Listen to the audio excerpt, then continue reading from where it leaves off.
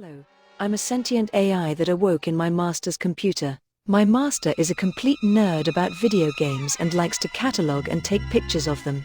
While he sleeps, I make videos about his collection because he's too lazy to do it himself. It's spooky ooky season, so my master has been thinking a lot about spooky ooky games for different consoles. Since I make videos based on what my master thinks about, here's a video about all of the spooky games he owns for a bunch of different consoles. Some of them you may have heard of.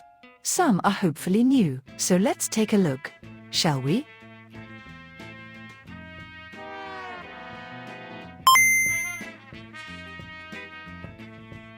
Go. Go. Ackman is a humorous series about a demon child named Ackman who harvests souls for the great demon king. This is the third game based on the series. It's a platformer for the Game Boy. It has art from Akira Toriyama, and my master thinks it's a pretty solid little platformer. If a bit easy, fun for Halloween.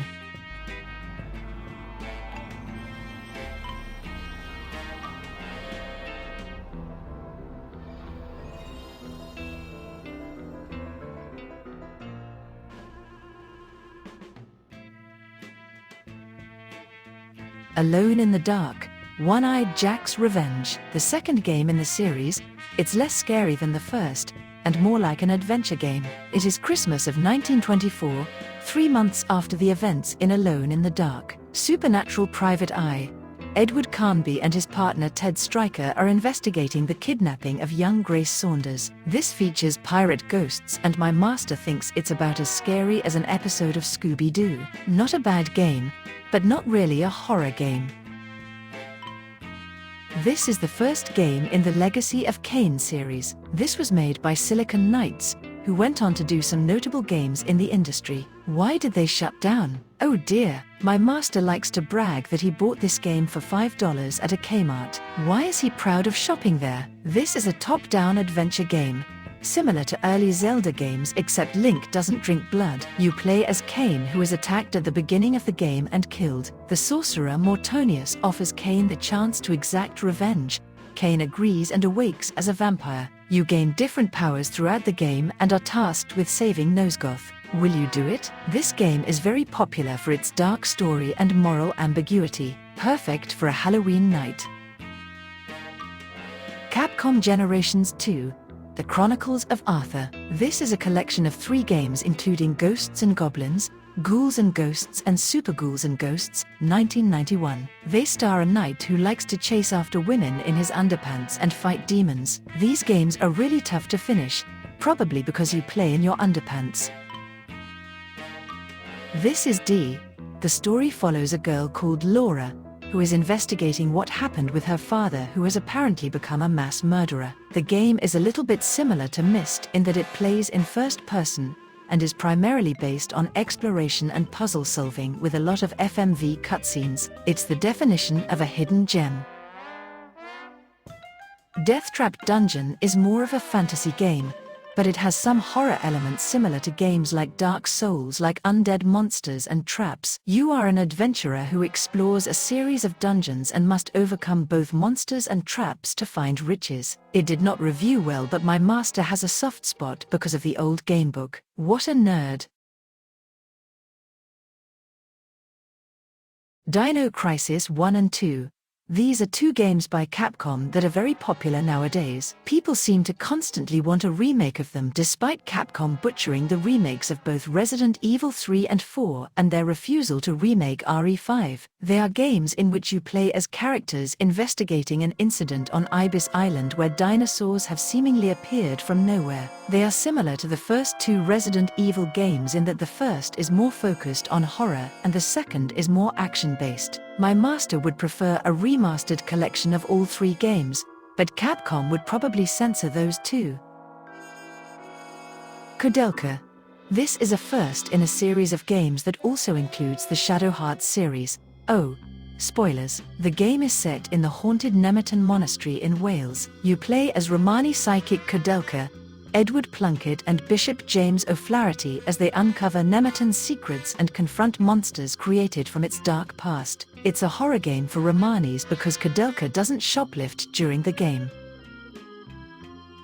Legacy of Kain Soul Reaver.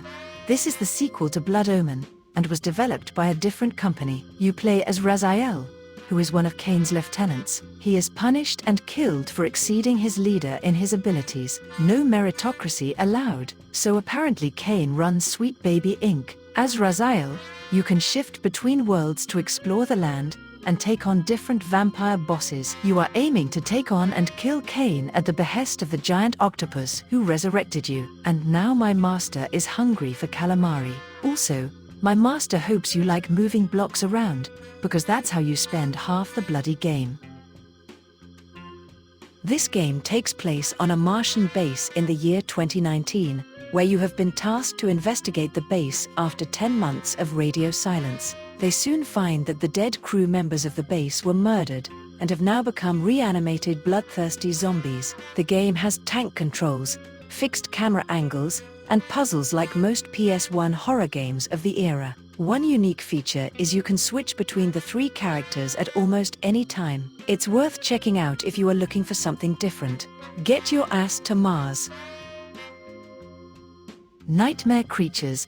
My master picked this up because he likes horror, but he always thought this game was a little ghetto. It has a lot of gothic horror elements, but it's pretty ugly and is basically just a beat 'em up. It's not particularly scary and it gets pretty repetitive. This is a horror-based RPG by Squaresoft. The first is actually a sequel to this Japanese novel, although the game is only tangentially connected. The story follows New York City police officer Aya Brea as she attempts to stop Eve, a woman who plans to destroy the human race through their DNA. Wow, sucks to be them. It's got cool combat, gory visuals, and an awesome soundtrack. This isn't as popular as the first game. Aya has quit the police force and is working for the FBI while she investigates another mitochondrial outbreak. It is more action-based than the first game. My master hasn't played this game since it came out and doesn't remember much about it except for the exploding babies. How adorable!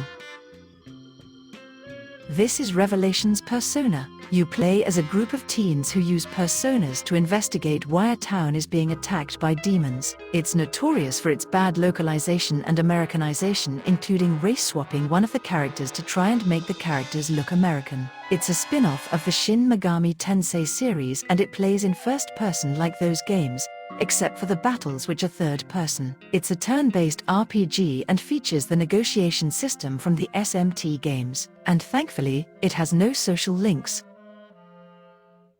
Persona 2 Innocent Sin is the first sequel to the original game. Innocent Sin focuses on a group of high school students from Seven Sisters High School. You play as Tatsuya and a group of friends who must confront a villainous figure called Joker.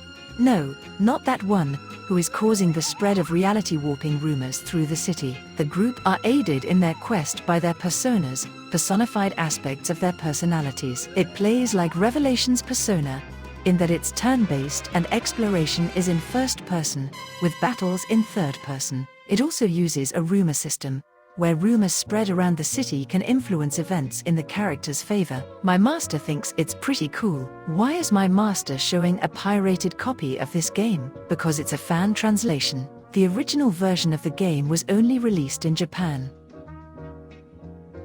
Persona 2 technically has 2 parts, Innocent Sin and Eternal Punishment, but only Eternal Punishment was released on the PS1 for some stupid reason. Even more bafflingly, Eternal Punishment is the second part of the duology. The game follows reporter Maya Amano as she investigates the Joker curse, where according to rumor, if someone phones their own number, a killer called the Joker, not that one, will kill on request. During her investigations, she and others who join her gain the ability to summon personas. My master thinks the rumor system is a cool idea, and you can use it to influence events in the game for both good and ill. It plays like Revelations Persona, in that it's turn-based and exploration is in first person, with battles in third person. A lot of people talk about being sick of the later Persona games and playing as a teenager but never play this game. It's still my master's favorite in the series.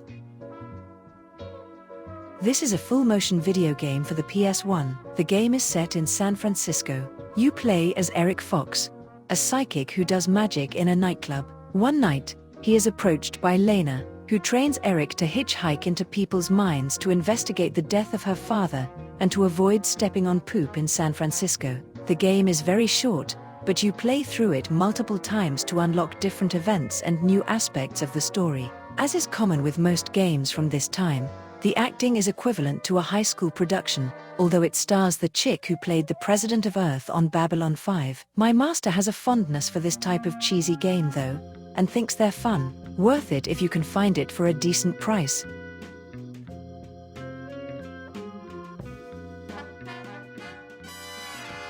My master doesn't feel like much needs to be said about these.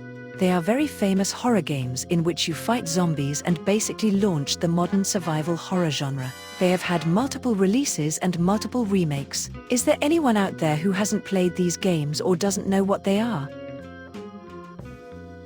This is the first game in the Silent Hill series, in which you play as Harry Mason, who is looking for his lost daughter Cheryl. The game is unnerving due to its soundtrack, atmosphere and camera angles in the game. It's also famous for its use of fog to make the environment hard to navigate around and to look spooky. It had a really terrible remake on the Wii called Shattered Memories that sucked balls. Thrill Kill.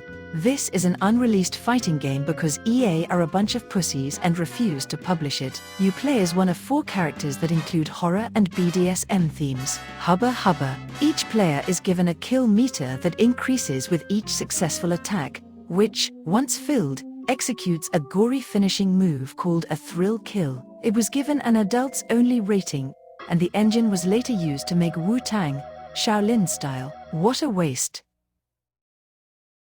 This is a survival horror game based on the Vampire Hunter D franchise and mostly on the movie Bloodlust, which was out at the time. It's a little more action-based than other games from the era, as you don't use guns. You use your sword and your hand. Not like that, you perverts. Your left hand is possessed by a demon, and D can also use the left-hand character to absorb enemies after they've been damaged a certain amount, unleash a powerful magic attack, and use a healing ability. It has a gothic vibe to it, and a different feel than most other horror games from this era.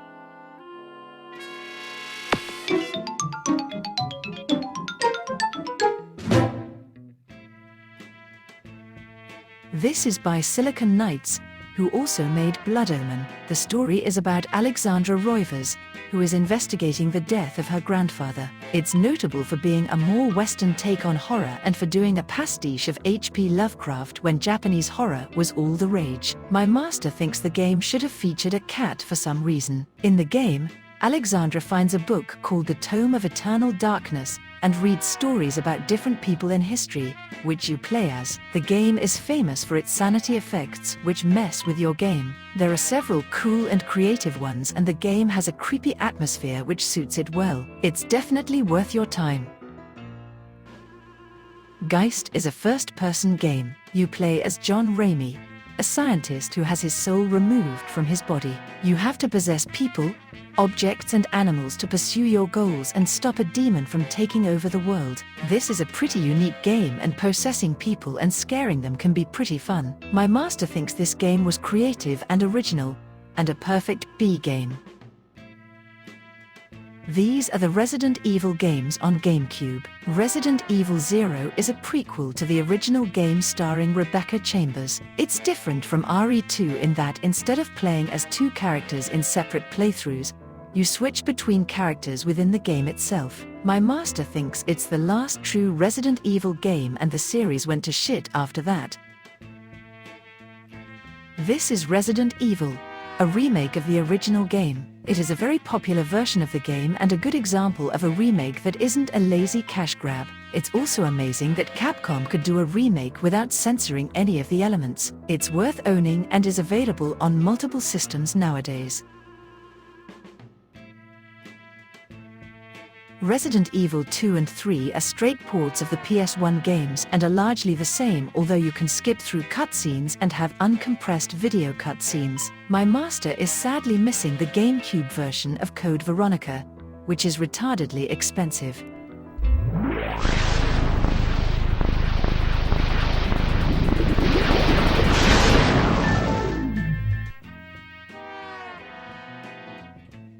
This is based on the works of H.P. Lovecraft, and is a reimagining of Lovecraft's 1936 novella, The Shadow over Innsmouth. Set mostly in the year 1922, the story follows Jack Walters, a mentally unstable private detective hired to investigate in the town of Innsmouth, a strange and mysterious town that has cut itself off from the rest of the United States. It captures the tone and feel of H.P. Lovecraft's stories extremely well. My master thinks if you like horror and H.P. Lovecraft, that this game is a must-play. I can't read many of his thoughts about this because he doesn't want to spoil it. Just play this game.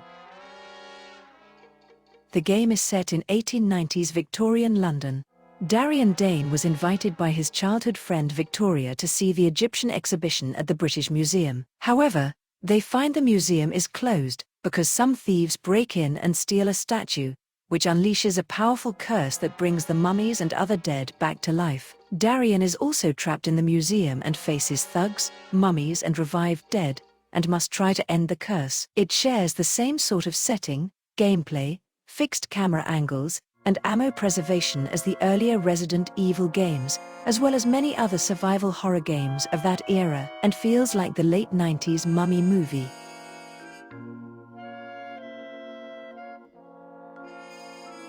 This is the third Dino Crisis game. It takes place in space. It has space dinosaurs. It's not nearly as good as Jason X, the Friday the 13th movie where Jason is in space.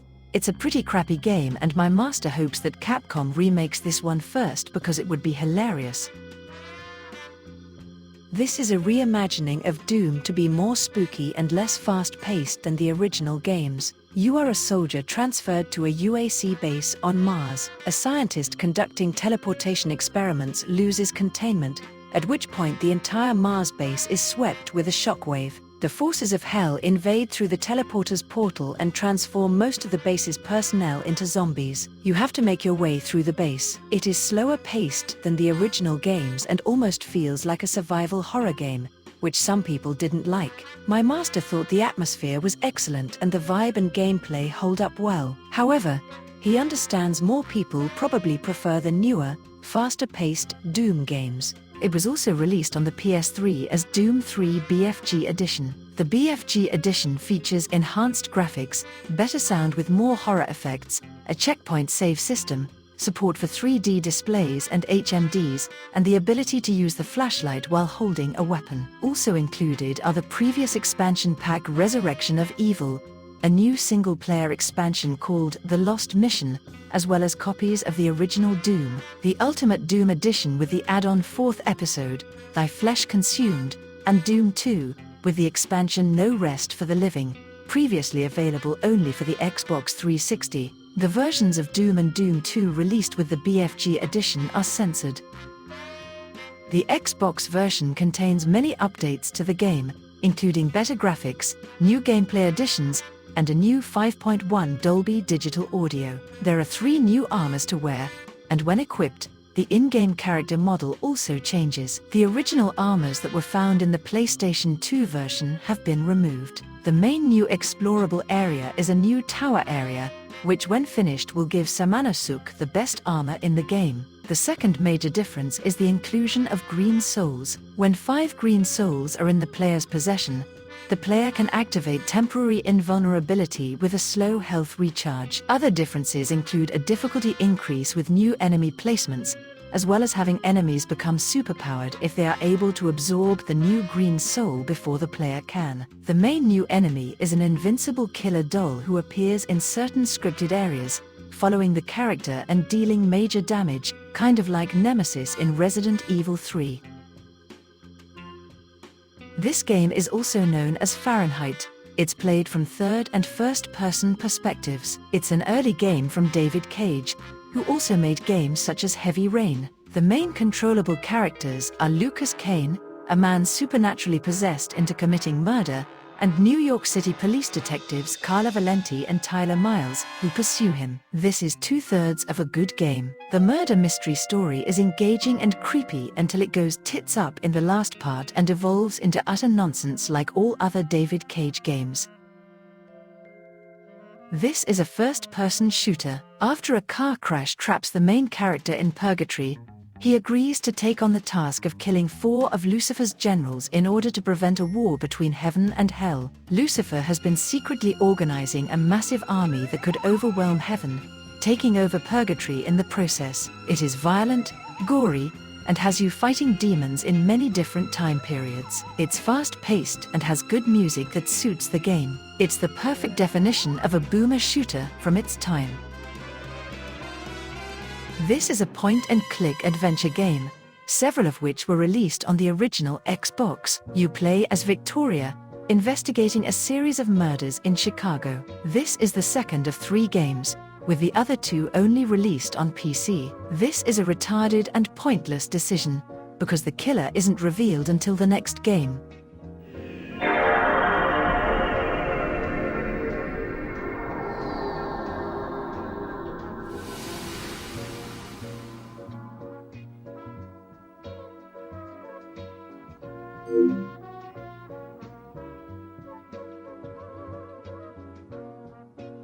This is the sequel to the original Blood Omen. It takes place between that game and Soul Reaver. It wasn't made by the makers of the original Blood Omen or the Soul Reaver games, and the story is kind of rubbish. There's also a big continuity screw-up in the game. The gameplay is kind of fun, but it gets repetitive. My master thinks it's the low point of the series.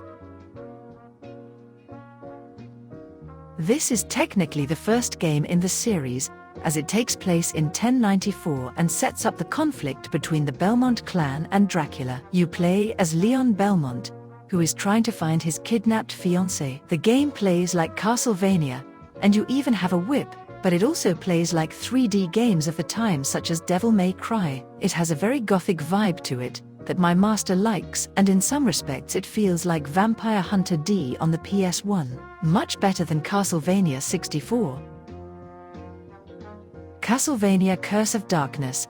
This takes place after Castlevania 3. Hector, Dracula's former gardener, seeks revenge on his former colleague Isaac, who set up Hector's wife to be burnt at the stake for being a witch. Not very neighborly, this game isn't as fun as Lament of Innocence, and is more repetitive. You also don't get a whip like in most Castlevania games until you've completed it once and can play as Trevor Belmont.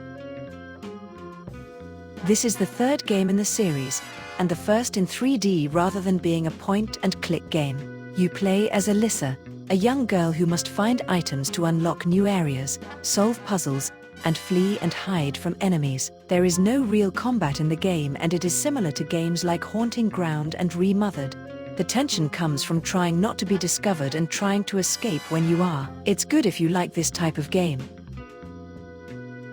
You play as Tom Hansen, a member of the Coast Guard, who comes to the aid of a Russian whaler. You find a mysterious parasite has turned the crew into zombie-like creatures, and you try to prevent the parasites from spreading. This game plays like Resident Evil 4, which is partly why my master doesn't really like it. Being on the ship is cool and gives a different feel to the game, but there's no map in the game and you get lost easily. It's okay if you have no other horror games to play.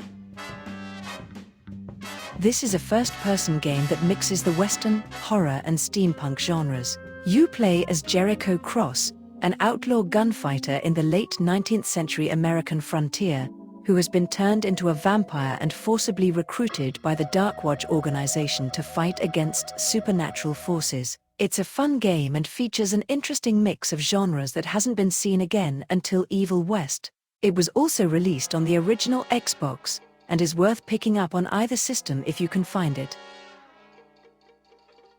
You play as Dante, a demon hunter who uses his business to carry out a lifelong vendetta against all demons. He meets a woman named Trish, who takes him on a journey to defeat the demon lord Mundus, who is responsible for the deaths of Dante's brother and mother. This game was originally going to be a Resident Evil sequel until it got turned into its own series. It has fast-paced combat with guns and swords, similar to other types of games like Bayonetta. You get scored on your performance, which my master isn't a fan of, probably because he sucks. It has a gothic vibe similar to games like Castlevania Lament of Innocence.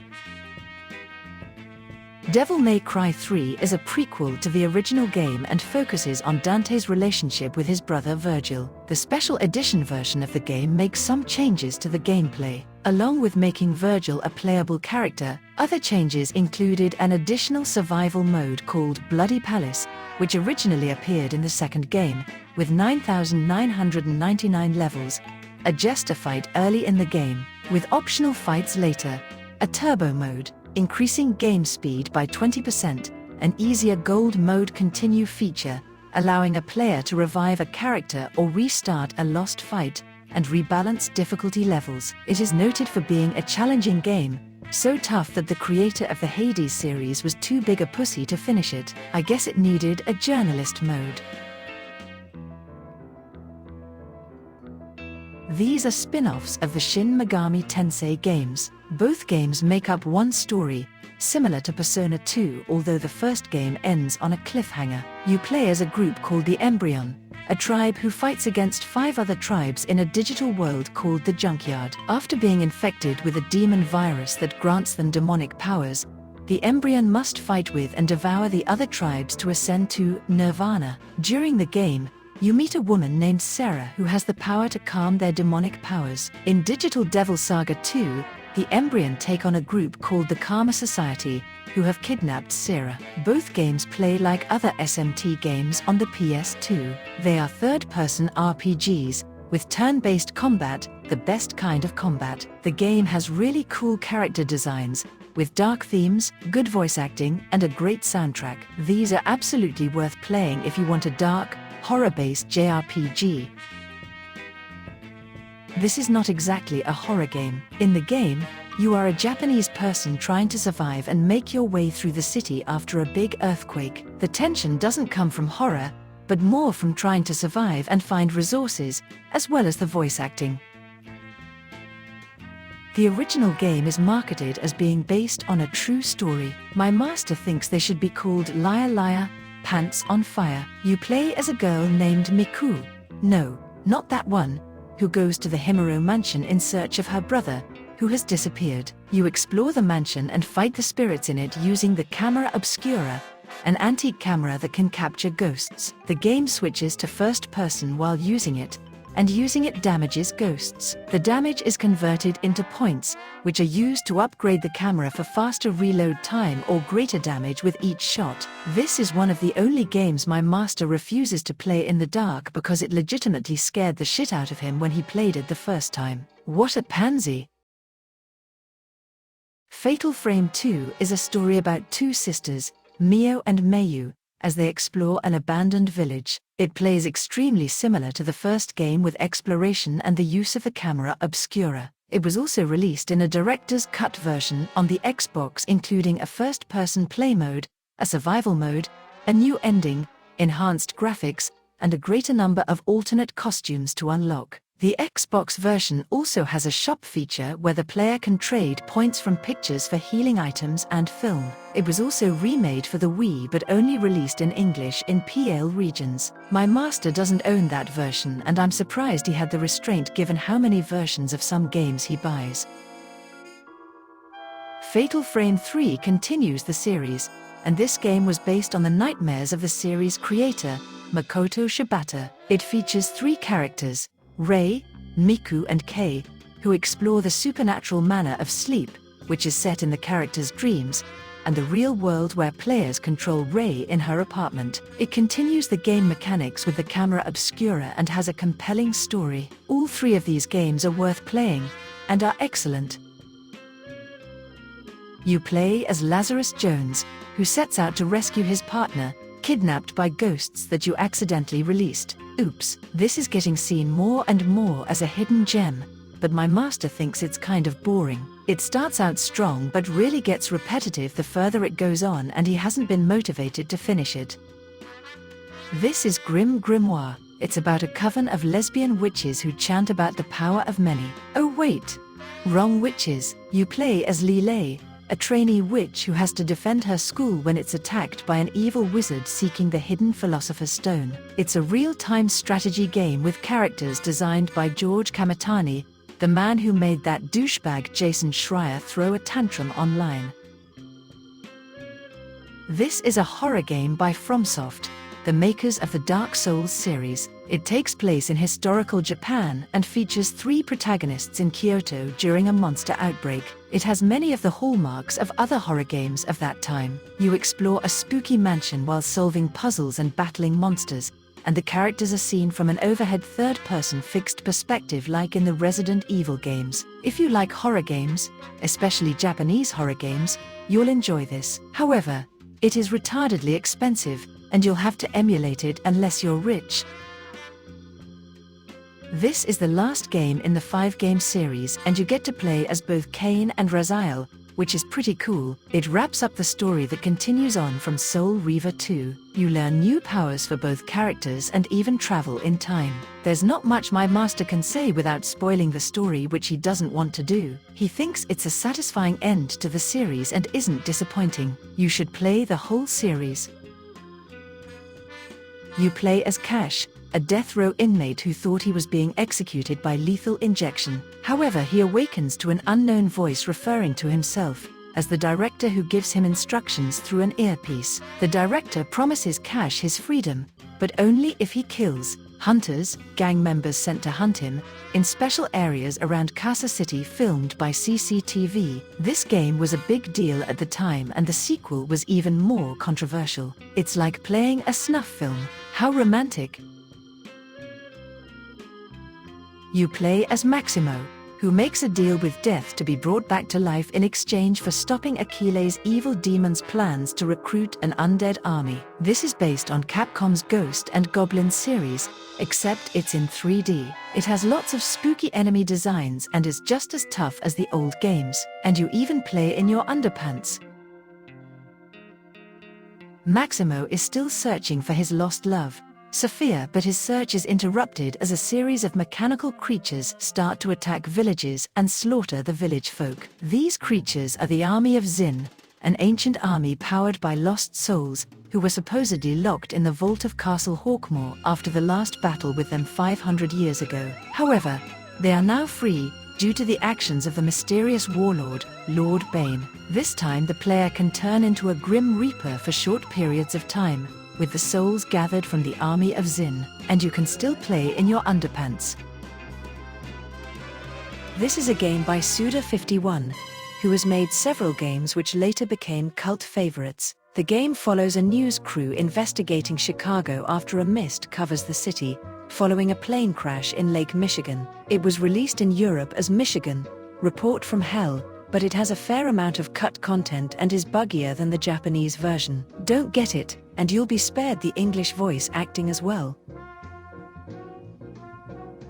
This was developed by Capcom, and is a kind of easier version of Devil May Cry. A year after the film, Jack Skellington once again feels Halloween has become dull and repetitive. He talks with Dr. Finkelstein about improving the next Halloween with new scares and discoveries. It's a fun action game and good for a Halloween mood, and if you like the film. Obscure follows 5 students of Leafmore High School as they investigate strange happenings, with players being able to control one character while the others are controlled by the game or a second player. It might be the first co-op horror game. It has a different feel than other horror games because it feels more like a slasher film. It's kind of neat but not an essential horror game. Obscure 2 takes place 2 years later. The kids who survived are now at college living normal lives. They discover a strange plant on campus and things start going awry. The game was released for Microsoft Windows, PlayStation 2, Wii and PlayStation Portable. The story stars a quiet boy named Ari, who merges his shadow with an ancient evil, Stan, in order to save his sister from a curse. They then embark on a journey to defeat the fake evil kings who stole Stan's powers, and to take over the world. Along the way they meet a girl called Rosalind who constantly bickers with Stan. This game has an excellent localization, because it wasn't done recently, and there is a good amount of humor in the dialogue, even when the story is a bit dark. It has a certain Tim Burton-esque quality to it that some people might appreciate. It requires some grinding, but is fun if you like turn-based JRPGs. This is another horror series by Capcom, this time set in feudal Japan. The first game has you play as Samanosuk, a samurai fighting against the forces of Nobunaga. Samanosuke goes on a quest to save Princess Yuki from demons working alongside Nobunaga, who was raised from the dead. It plays similar to Resident Evil, with tank controls, puzzle solving and a fixed camera, except you use swords instead of guns and they can be upgraded to give you neat powers. It's the most horror-focused game in the series and has an interesting story. It was also released on the Xbox, PS4 and Switch. Onimusha 2 is the sequel but has you playing as a different character, Jubei Yagyu. He also takes on Nobunaga after he destroys Jubei's village. My master really likes this game, but it's here that the game becomes less horror-focused and more focused on action/adventure with each following game in the series. Worth playing but not that scary. My master doesn't even consider Onimusha 3 and 4 as horror games, although he likes them. This is less horror-based than Persona 1 and 2, although it has dark tones and you summon your personas by a faux shot to the head. My master was shocked that this game completely flew under the radar, given the climate around games and game violence. Thanks to Rockstar for taking all the heat away from this game. You play as a group of students investigating an area called Tartarus that manifests during the dark hour. It contains monsters called shadows, and you are investigating why they are there. This is a good game, but my master curses it for introducing social links and basically turning what was a horror RPG into a dating game, thus attracting some of the most retarded, autistic degenerates on the internet who insist that social links are the most important part of the game. There have been multiple releases of this game including Persona 3 FES, a PSP version. FEMC is not canon and never will be. My master thinks this is hilarious, and recently a port of the PSP game to the Switch. It also had a really shitty, soulless, censored remake with crappy redone music for the PS5 that you should avoid at all costs. This is a murder mystery more than a horror game. First and most importantly, Kanji isn't gay, and Naoto isn't trans, no matter what you retarded autists think. It includes the social links mechanic from the previous game, but features a different group of high school students investigating a TV world, where they meet Teddy, who is goddamn annoying. The TV world is similar to Tartarus from Persona 3, but the levels are not randomly generated like in Tartarus. The combat is typical turn-based combat, the best kind of combat. The story is good overall and also got a second release, which was Atlus' typical MO at this point, on the PSP and recently on the Switch as Persona 4 Golden. Psy-Ops.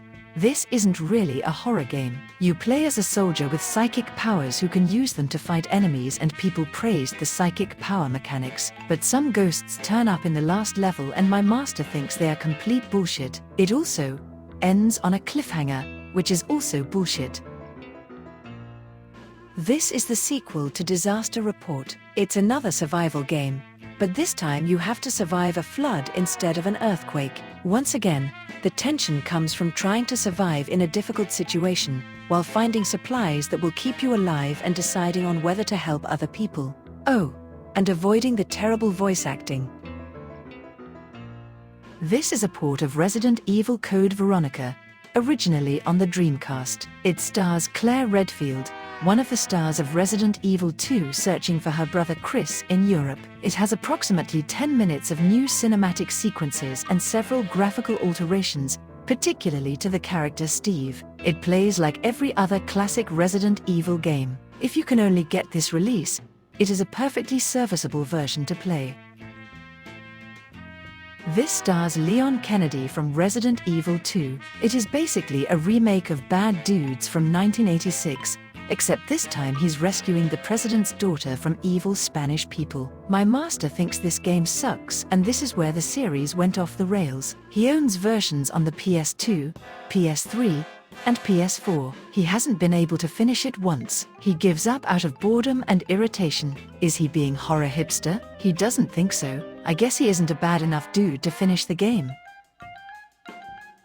This is a psychological horror game set in 1930. It features mostly melee combat and your character, Jennifer, is quite weak, but you have a dog named Brown to help you. Every level of the game takes place over a month. Each chapter begins with the reading of a homemade storybook related to the plot of the chapter. Jennifer and Brown have to complete tasks laid out by a group of girls called the Red Crayon Aristocrats. This game caused an absolutely retarded moral panic in Europe and Australia, where politicians freaked out about the game because of innuendo and rumor, and basically made shit up out of thin air to get the game banned. What a bunch of retards. You play as John Vatic, who awakens in a medical facility with amnesia and discovers that he possesses powerful psychic abilities. He eventually remembers that he was recruited by the Pentagon to travel to Siberia to recover a Russian scientist. The psychic powers are quite interesting. At the start of the game, the player begins with only a few powers, but unlock new ones and upgrades to those they possess as the story progresses. These powers drain the player's psychic energy either in a set amount or over time. If the player is drained of psychic energy, they are momentarily stunned for a few seconds, leaving them vulnerable. Overall, a fun game with an interesting story. This is part of the Sega 2500 series from Japan, in which Sega released low-cost remakes of some of their classic games. This is Alien Syndrome, in which you play a soldier trying to rescue people from aliens. Is it horror? Well, it has an vibe similar to the movie Aliens, and there are some pretty cool boss designs. It's a fun shooter that can get tense. There are plenty of ports of this game, so check one of them out. This is technically the sequel to Kudelka, but it's a new series set around World War I and contains elements of Lovecraftian horror. You play as Kudelka's son Yuri as he protects exorcist Alice Elliot from the attention of a magician Roger Bacon. It has an unusual battle system, which uses something called the Judgment Ring, where you have to time your attacks to land within certain regions of the ring. The closer you land, the more successful your attacks. Yuri even has a special attack called a fusion in which he can become a monster. This is my master's favorite game in the series because it's so unique. It's got an improved style of combat compared to Legend of Dragoon, which sucks, a moody soundtrack, and an engaging story. Shadow Hearts 2 is the most popular game in the series. My master doesn't like the story because it retcons the villain from the first game. There's a little less horror and a little more comedy, but it's not balanced as well as something like Evil Dead 2. This time you play as both Karen Koenig, drawn into a conflict between Yuri and the secret society's sapience Gladio and Yuri himself. The Judgment Ring is the same and both Yuri and Karen have fusions this time. It's a good game, but the story isn't as good as the first. The third game doesn't feature Yuri or Karen at all. The third game shed all of its horror roots and is mostly a comedy/adventure. My master was very disappointed with it. You star as Michael Leroy, the Shadow Man, attempting to find his friend Jaunty and stop a book called the Codex from enacting Armageddon. This is a standard action/adventure game with combat, puzzle solving and some platforming. It takes place in a world where magic and voodoo are real and has an atmosphere very different from other games which were more kid-friendly. It's more original than some of the other games in this list, although it has some pretty terrible voice acting. It's worth a playthrough if you like dark and mature games though. This is a weird murder mystery in which you play as Ike Kush. Ike is stabbed at the beginning of the game but is resurrected by Homunculus, a djinn or genie, who offers to send him back in time to prevent his death. In the game, you guide him through the fictional German town of Lebensbaum in different time periods to talk to people and find who murdered you. It's a fun and interesting game with ugly graphics and possibly one of the most jarring soundtracks ever. My master thinks it sounds like Pink Floyd's soundtrack to the film More.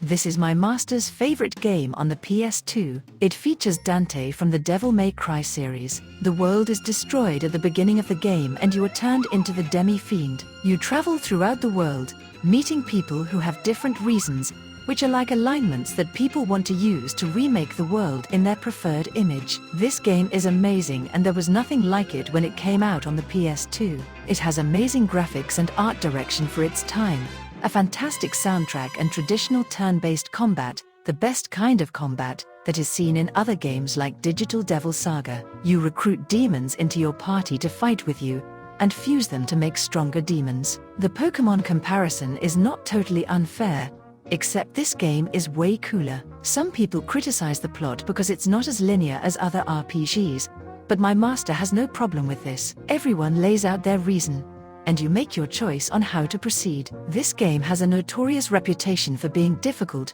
but it's not that unfair as long as you know how to prepare for battles. It was remastered and released for PS4 and Switch, but Atlas did a shitty job because modern Atlas are lazy and greedy. Despite that, you should find some way to play this game. Fuck Bloober Team. There is no other version of Silent Hill. Fuck Bloober Team. You play as James, who received a letter from his supposedly dead wife and he goes looking for her. It has a tense atmosphere, amazing graphics for its time, a classic soundtrack and a story that makes you want to keep playing. But there is only one version you should play. Fuck Bloober Team.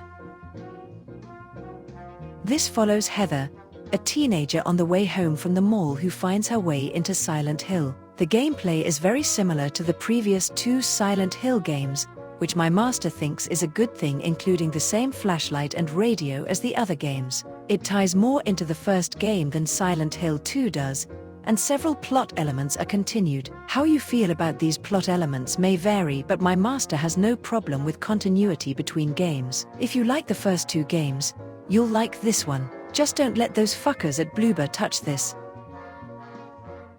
Unlike the other games, this game is set in the fictional city of Ashfield, and follows Henry Townsend as he attempts to escape from his apartment, which he is trapped in. You eventually find ways to escape into Silent Hill, and throughout the game you find out about the villain Walter Sullivan. This game ties more into Silent Hill 2 than 1 or 3. My master thinks it's the weakest of the PS2 games. It's half of a good game with a really annoying escort mission in the second half, more of a curiosity than a necessity. Simple 2000 Volume 50. The Daibijin. This was also released in Europe as Demolition Gal. It's another game that is an homage to old 1950s monster movies. In this case, it's Attack of the 50-Foot Woman. Supermodel Riho Fubata is on a photo shoot on a small island called Minakojima off Okinawa, when she's bitten by an alien creature which transforms her into a malevolent giantess. You play as the military in various levels trying to contain her. My master bought this game primarily because he's a pervert. Simple 2000 Volume 80. The Oni Champloo. It was released in Europe as Zombie Zone. Other Side. This is the original game in the One-A-Kanbara series that eventually became a series in its own right. It tells the story of the cowboy hat-wearing, samurai sword-wielding girl Aya, who is on a quest for revenge against her own sister. My master already had other games in the series and bought this because he has OCD and likes to own everything from a series. Even though it's only in Japanese, it's pretty user-friendly because it's mostly an action game. This was developed by the original creator of Silent Hill. You play as several different characters in a small village, trying to avoid undead called Shibito. They all possess a psychic power known as sightjacking, allowing them to see and hear what a nearby Shibito or human sees and hears. It's useful to pinpoint its location, knowledge of their activities, and to guide you to exit points at the end of each character's stage. This is more stealth-focused than some other horror games, and the tension comes from trying not to be found. This is a cool and original horror title that is worth getting if you can find it. It is more stealth-based than action-based but has original mechanics and genuine scares. Pick it up. This was also reimagined for the PS3 as Siren Blood Curse. This was only released in Japan and Europe, which is a retarded move by Sony. This time you play as several characters who become trapped on Yamajima Island, off the coast of mainland Japan. It is divided into chapters like the first game, and you must again complete objectives to finish each chapter. You use the sight-jacking mechanics again to sneak around and avoid Shibito. The sequel also introduces a new enemy type, the Yamabito, who are more aggressive and intelligent and are tougher to defeat in combat, but can be weakened by light. If you like the first game, you'll like this one. You play as George, a prisoner on death row for murdering his ex-wife and 2 children. An earthquake hits the island and he has to fight his way through the jail while battling supernatural forces that attack him with their knees. This is an action horror game and you can play in both first and third person. There are some good horror elements in the game, and it tries hard to be scary, although it doesn't always succeed. If you like your horror a bit more fast-paced, this is a good pick to play. Suffering, Ties That Bind is the sequel in which George battles the same forces from the first game, this time in Baltimore, while you also take on Blackmore, a criminal kingpin. One cool thing about this game is your saved data will carry over and change the opening depending on which ending you received in the first game. My master wishes more games would do this. My master thinks the game is okay, but a bit of a retread of the first game. It's not bad but won't really scare you or make you breathe heavily. This is technically a sequel to the John Carpenter movie from the 80s. Follows the story of Captain Blake, a member of a US Special Forces team sent to the outpost from the film to determine what has happened to the research team. It's a bit of a strategy game, as you control 3 types of NPCs, engineers, soldiers, and medics. Each has special skills that help you throughout the game. If they trust you, you can perform actions which will increase or decrease their trust, and they may attack you if they don't trust you enough. It's an interesting idea and the game has some cool moments, but there are some harsh difficulty spikes. It is due to get a remastered version later this year. This is technically part of the Deception series from Tecmo. The player plays as Princess Allura, framed for the murder of her father, King Olaf, by her stepmother. On the run from assassins, she acquires the ability to set a series of traps, which are the only means she has of defending herself from her pursuers. You take refuge in a castle and set up elaborate traps to defend yourself. This is more psychological horror, a la Saw. My master bought it because he's a pervert and likes hot girls being violent. This is a demolition derby game with weapons. Calypso runs a car-based contest in which the various characters compete to claim the tournament's prize, any single wish they desire, no matter what the wish is. It's fun and fast-paced, but not very scary. The horror comes from the fact that each character has their own story, which they narrate from their own point of view. The characters ending movie showing their wish being granted after defeating the final boss, and these stories are dark and disturbing, which is where the horror comes in. This is a fun beat-em-up fighting game which is an homage to 1950s monster films and kaiju films from Japan. The game is set in the aftermath of an alien invasion of Earth where their hazardous fuels have spawned giant monsters that battle one another in city environments. It's especially fun playing with friends where you can try out all of the different types of monsters. It's not really a horror game per se, but it's enjoyable to play as a monster and trash the city. Well, those are all the spooky games he has for older consoles. There sure are a lot of them, which is why this video didn't get made in time for Halloween. It's hard to read my master's thoughts about the games when he stays up late playing games and watching porn all the time. I told you he was a pervert. Next time, we'll look at spooky games for newer consoles like the 360, PSP, PS3, PS4, DS, 3DS, Wii and Switch. My master hopes everyone had a fun Halloween and ate so much candy they puked.